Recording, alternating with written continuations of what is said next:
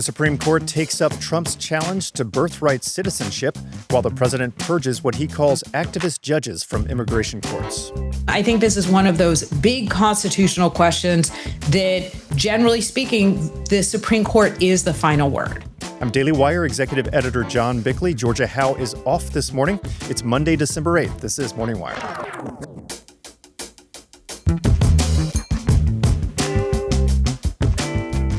The fallout from the massive welfare scandal in Minnesota gains momentum as links to big-name Democrats are uncovered.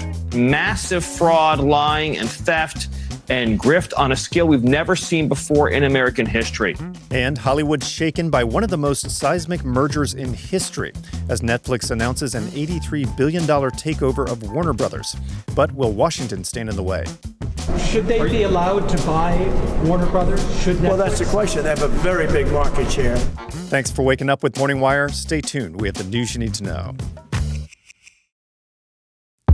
America is built on hard work and powered by American energy. Chevron has spent $44 billion with local businesses across all 50 states since 2022, fueling infrastructure and communities, all while strengthening local economies. Last year, Chevron increased U.S. production nearly 20%, powering communities and businesses from the heartlands to the coasts. We're helping to fuel America's energy advantage, building a brighter future right here at home. Visit chevron.com/America to discover more. As federal courts continue their attempts to block President Trump's agenda, the Supreme Court will soon decide the fate of birthright citizenship. Daily Wire senior editor Cabot Phillips is here with the latest. Hey, Cabot. So the High Court will hear this landmark case.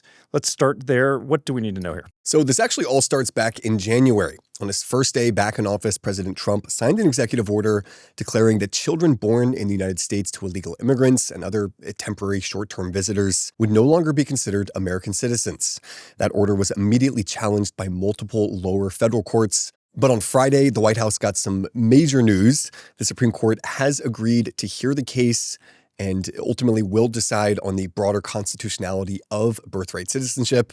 We don't have an exact date, but they are expected to rule by June or July. All right, so this summer can't come soon enough. That's going to be a Huge monumental case. Decision. So what do the arguments look like from both sides in this case?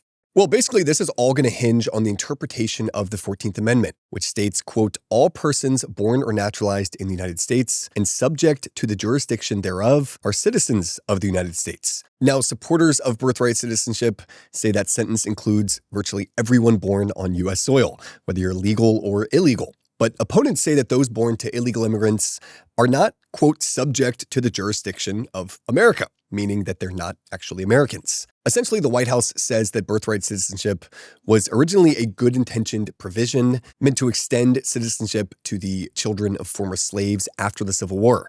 But they argue it's now been abused by millions of illegal immigrants and even tourists who are rushing across the border while pregnant to ensure their children will be Americans. Lawyers for the White House also argue that Trump's executive order would simply, quote, restore the clause's original meaning. Now, elsewhere, we're seeing the Trump administration take aim at what they call activist judges in the DOJ. Tell us about that effort. Yeah, so many of those judges were appointed by President Biden and President Obama and have overwhelmingly ruled against the Trump White House, offering protected status to just a lot of migrants facing deportation. And that has slowed down the president's immigration efforts.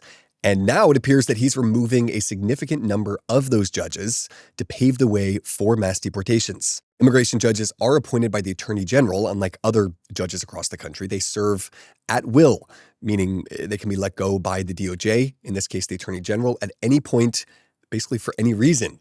And this year, the White House has fired at least 98 of the DOJ's 700 immigration judges.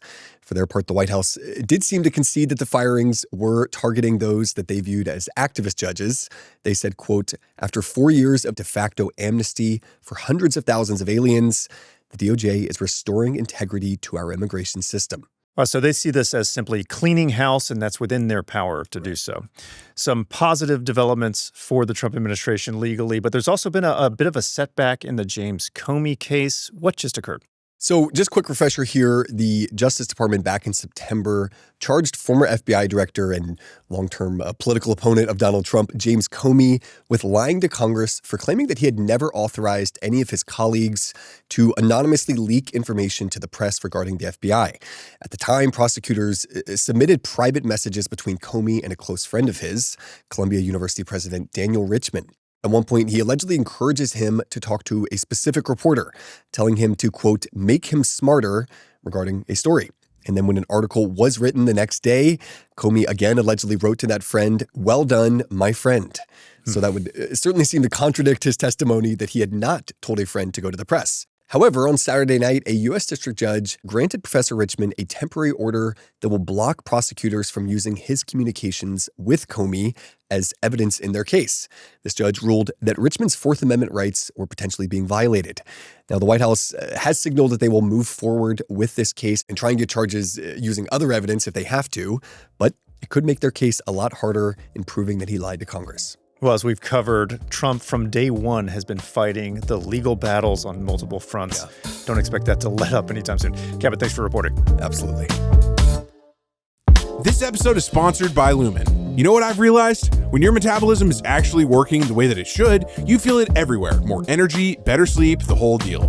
That's why I started using Lumen. It's the world's first handheld metabolic coach, and honestly, it's pretty simple. You just breathe into it first thing in the morning, and it tells you whether your body is burning fat or carbs. Then it gives you a personalized nutrition plan for the day based on what's actually happening in your body. I also use it before and after workouts to see how my body is responding in real time. I really like the insights that Lumen offers. It really keeps me grounded and focused in my own fitness journey. And for the women out there, Lumen tracks your cycle and adjusts recommendations through hormonal shifts to help keep your energy up and cravings in check. Winter is the perfect season to build strength from within. Stay energized, stay resilient, and take charge of your metabolism. Head over to lumen.me/wire to get an additional 15% off your Lumen. That's lumen.me/wire for 15% off on top of any offers or sales running on their website. The Somali-linked welfare fraud scandal in Minnesota is now being tied to Democrat leaders in the state, drawing more attention from the Trump administration and Congress. Here are the details is Daily Wire reporter Amanda Presta-Giacomo. Hey, Amanda. So some really unbelievable details are being released about this massive fraud scandal. You've been reporting on this for us. Fill us in on the latest. Yes, so as we've been following here, billions of dollars have been stolen from the state of Minnesota during the tenure of Democrat Governor Tim Walz. City Journal reporting has uncovered that at least $1 billion, potentially more, in welfare and social service schemes have largely been connected to the Somali community in the state. Alarmingly, some of the stolen money was allegedly funneled to Somalia-based terrorist group al-Shabaab. Now, as for the latest details, Homeland Security Advisor Stephen Miller says that this scheme is far worse than the American people know. Apparently, it involves complicit state government officials, and it totals a lot more stolen money than original early estimates stated. Here's Miller on Fox. We believe that we have only scratched the very top of the surface of how deep this goes. The total bill, the total tab for this is going to be far beyond the numbers we've already seen reported.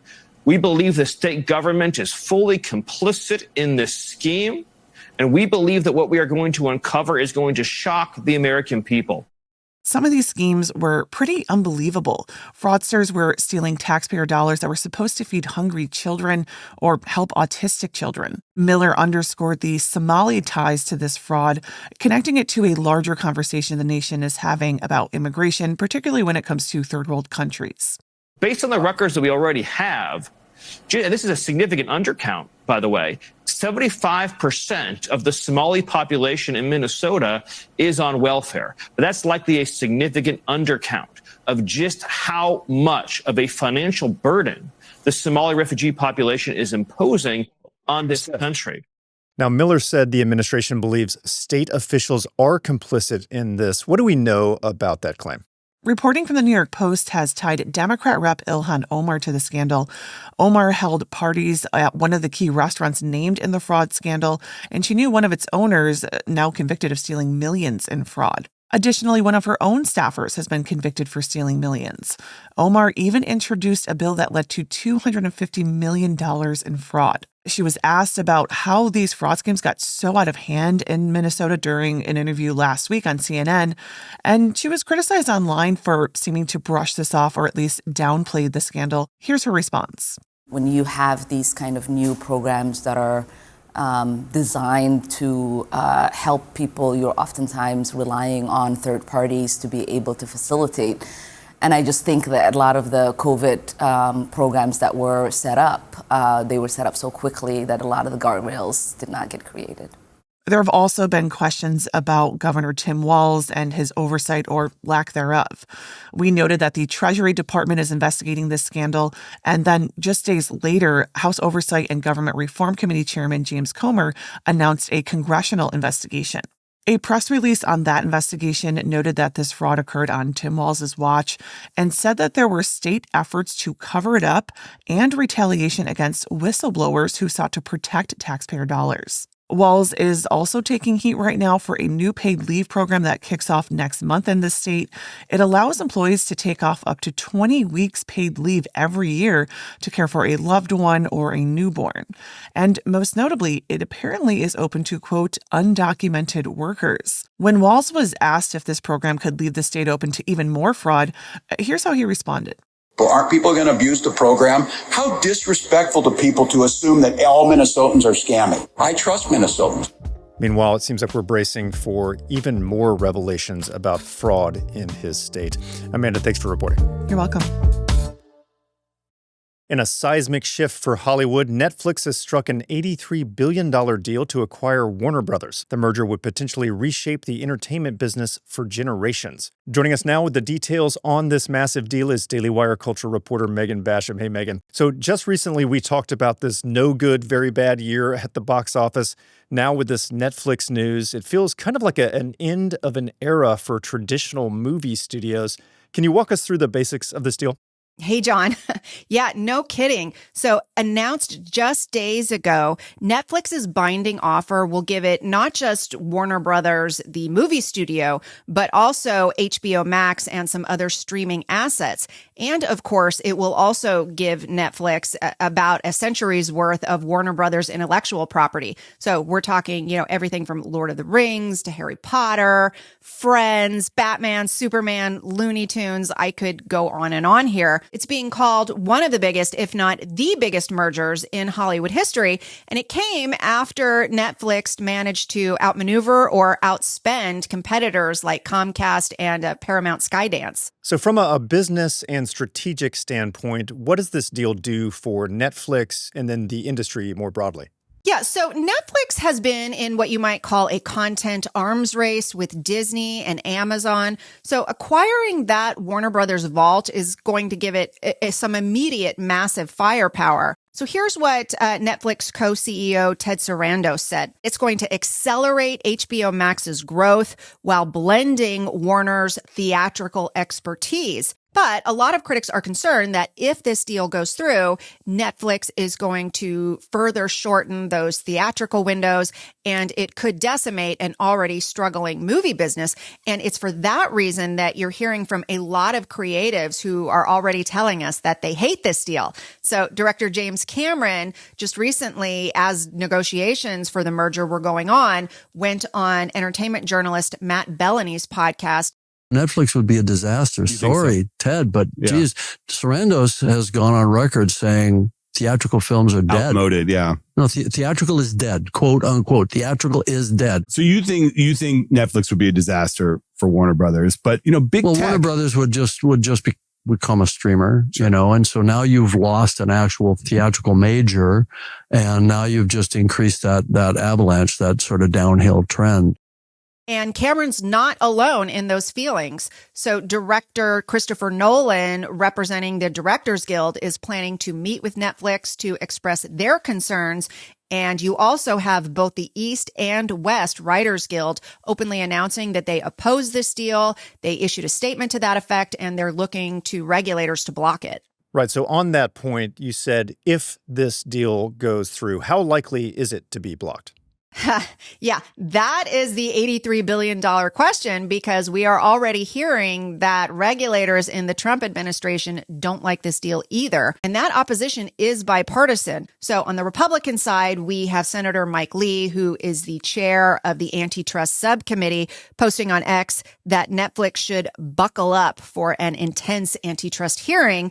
And meanwhile, Democrat Elizabeth Warren has called the merger an anti-monopoly nightmare, and she's warning that it could lead to higher subscription prices and fewer consumer choices. And there's no question that because Netflix is already the largest global streamer, acquiring Warner Brothers content and those HBO Max subscribers, it's going to give it extraordinary dominance. So over a third of that streaming market. Netflix, though, already seems to be working to soothe those customer jitters. They sent out an email Saturday night promising subscribers that their plans, their fees, their content access, and the separate operation of both HBO Max and Netflix is not going to change.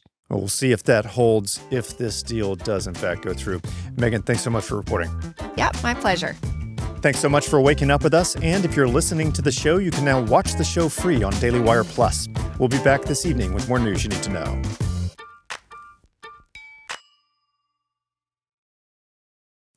This episode is sponsored by ZocDoc. You know that nagging feeling about the doctor's appointment you've been putting off forever? Maybe it's that dentist cleaning you're now 6 months overdue for, or the annual checkup that somehow turned into a 3-year gap, or finally getting that weird rash looked at by a dermatologist. Whatever it is, today might actually be the day to stop procrastinating. With ZocDoc, you can find and book the right doctor entirely online, and honestly, you'll probably have an appointment scheduled before the end of this ad.